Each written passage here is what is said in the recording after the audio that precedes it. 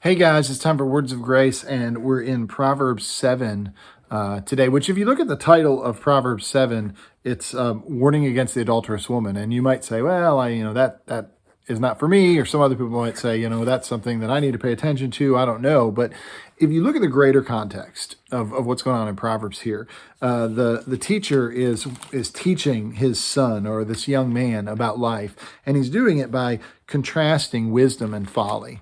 And he gives examples, and the adulterous woman is just one example of folly. In fact, even at the beginning of the chapter, it says, my son, keep my words, store up my commands. Keep my commands and you will live. Guard them as the apple of your eye. Bind them on your fingers. Write them in your heart. Say to wisdom, you are my sister, and to insight, you are my relative. They will keep you from the adulterous woman. And why the adulterous woman? Because not only is someone who goes and is involved with the adulterous woman committing adultery, is that sinful? Not only is that the case, and it's outside of God's intent of, man and woman joining in a covenant marriage relationship, sexual relationship not happening any other place outside of that, but it also is symbolic of, it's an easy way to show the death and destruction that comes by the way of sin. Last week we were in Romans 6. It says the wages of sin are death.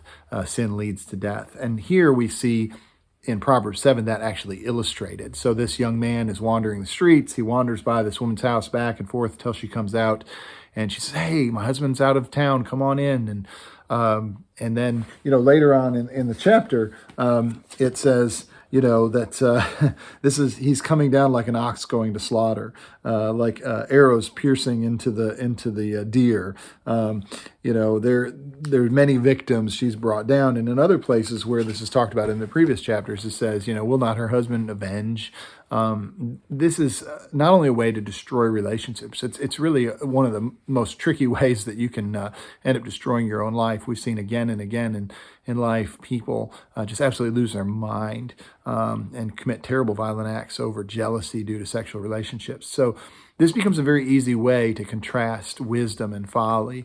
The wisdom that says God set up a way that works. He created us. He knows what we need, and he gave us ways to work to fulfill those needs. But there are ways that don't work, and they will attract the fulfillment of those needs. We'll think, I can get my needs fulfilled this way, but those ways are filled with folly, and in the end, they lead to death. And sometimes that's hard for us to see. Sometimes we think, well, why is this so bad?